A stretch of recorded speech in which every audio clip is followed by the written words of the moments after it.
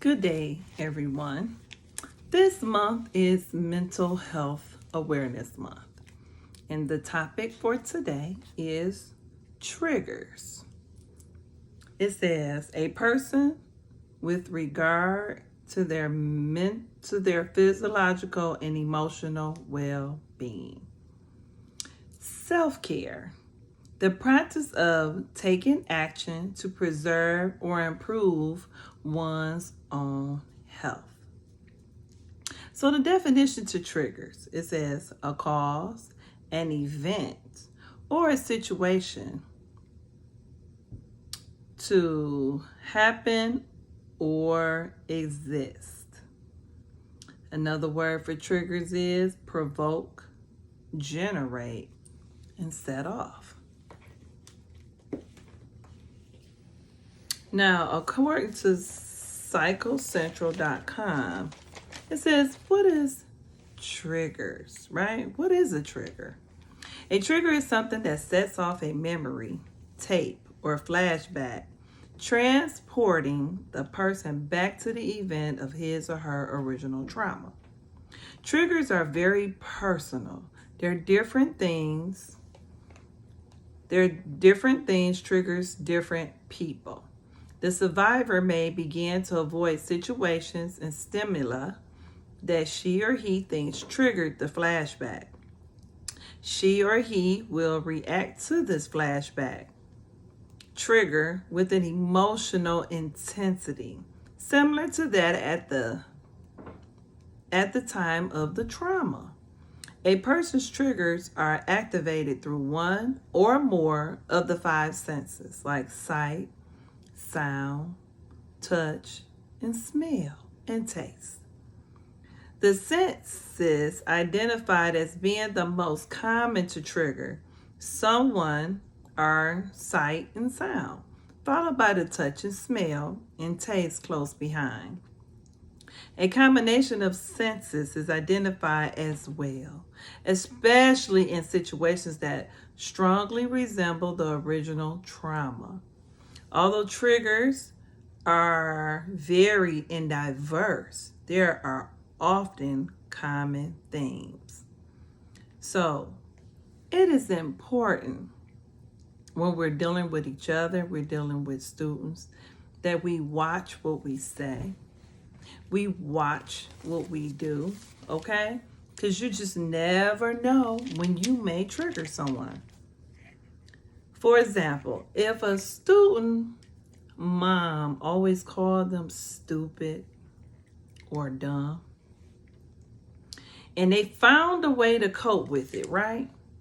However, when they got to school, somebody said, "Hey, you're stupid." Guess what happens? A lot of times that student will either cry, get angry, and fight. And you're like, well, what happened? Well, he called me stupid. And sometimes we don't take it as serious as the person that is experiencing it.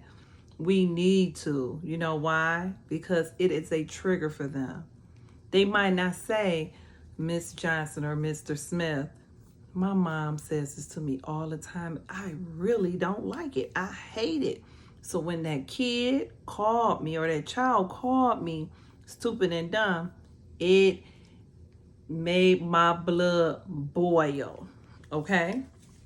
And that's why we also have to be careful and be mindful of people who have experienced sexual abuse, because they are also have been found to be triggered. Why, you may say?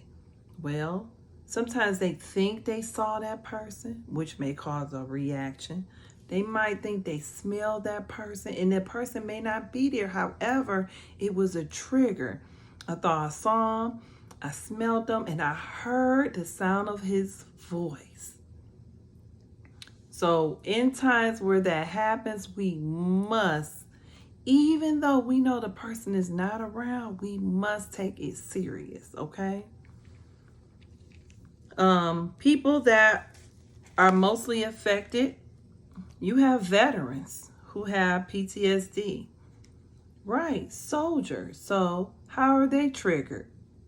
They have to be careful what they watch on television, like violent movies can trigger a response in them. Again, some people have panic attacks depending on their trauma experience, Like right now we're in this pandemic and a lot of people are suffering from panic attacks and anxiety attacks, okay? Substance abuse. People who have been using substances, they can be triggered. That's why they have to make sure and watch where they go, who they hang around, because they have to protect their mental health, right? For example, somebody who's anorexia, right? And they're looking through a book, like a magazine, and they see all these slim bodies and thin bodies.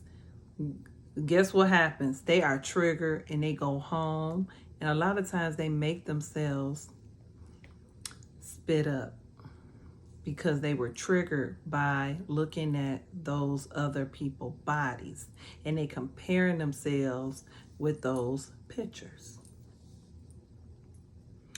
Other things can trigger. Now you have anniversaries, for example, somebody who's grieving and that loved one birthday is coming up. That is a trigger. Those holidays, those anniversaries, those can be triggers. They can be triggers of joy and they can be triggers of sadness, right? Anger, depending on the experience and the relationship that they had with that person. Internal stress can bring on triggers also. That's why you have people who drink. They're stressed out. So they might turn to alcohol, drugs. They may smoke cigarettes or marijuana. So it is so important that we pay attention, right? Pay attention and know yourself, know your body. Protect your mental health at all costs, right? If somebody's saying and doing things to you and it's irritating, you need to walk away because eventually you're going to be triggered and you see it coming. So you're like, I'm going to avoid her or him or this place, right? Now, we have a sheet and you can Google this sheet too. It tells you it's dealing with triggers. So it says trigger, a stimulus such as a person, place, or situation or thing that contributes to an unwanted emotional or behavior response. Which means who wants to be happy? Who wants to be not happy? Who wants to be sad? Who wants to be angry? Nobody wants that, right? The problem. Describe the problem your triggers are contributing to.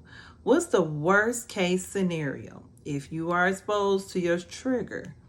So what is the problem? What caused you to be triggered? Then you have the trigger categories, right?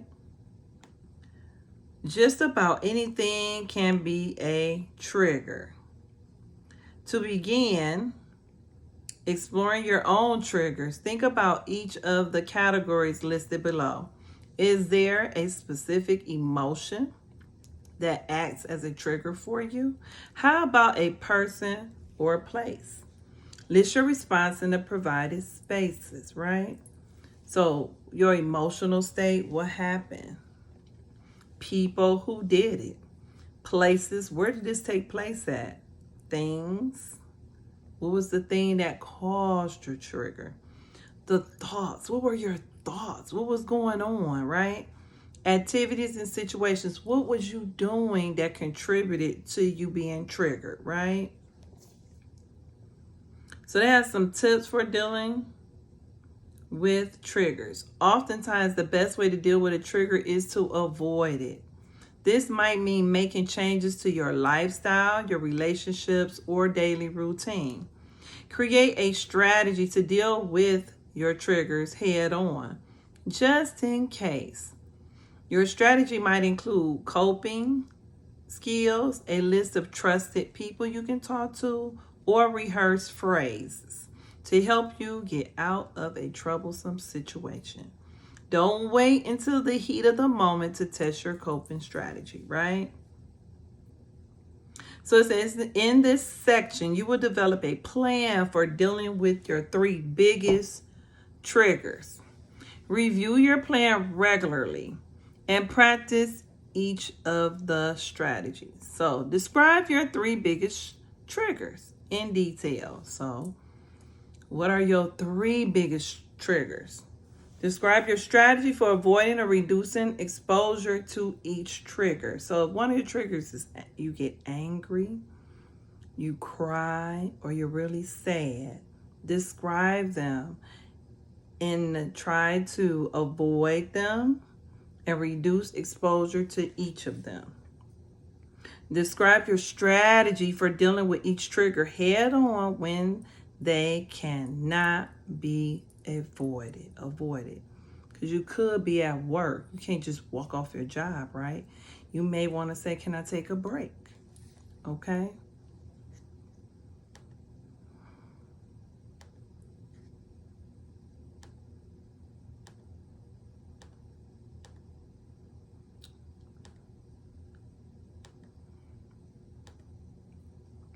So, be mindful of the things that you are experiencing. Protect your mental health at all times.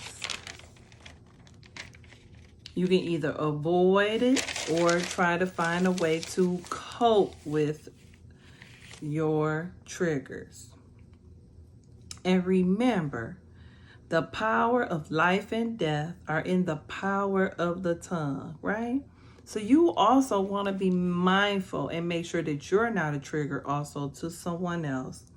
And reframe and find new ways of saying and doing things to save and salvage relationships and friendships. And at the end of the day, please remember to forgive. Don't let anything cause you to have a broken relationship or friendship. Through forgiveness, those acts of forgiveness, going to that person and saying, you know what, I am so sorry. I didn't mean to say that. I didn't mean to do that. And I didn't know it would have an effect on you. Thank you again for listening, everybody. Have a great day.